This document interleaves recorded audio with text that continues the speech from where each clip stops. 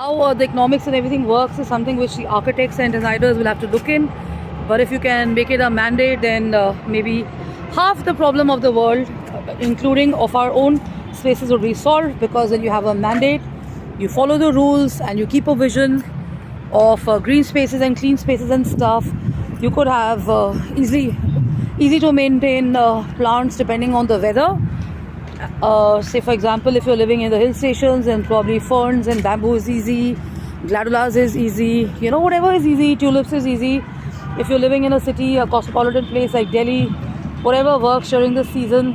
So have an assortment or have a number of series of these flora designs presented.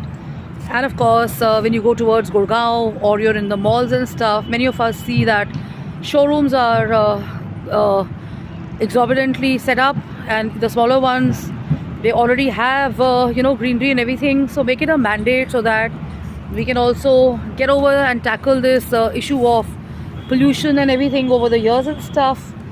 And greenery kisko achhi nahi lagti, who doesn't like greenery? And if you have a mandate, you're going to be raising responsible children, you're going to have a community which is concerned and working over the years on this. And when it becomes a mandate, the government knows that it's not just them, but it's not just the nursery people, it's not just certain people, but it's the world and the community or the citizens of the country working along with them. So I've also shared this, that greenery indoors grounds you, de-stresses you, puts you on a mission or gives you a purpose. You have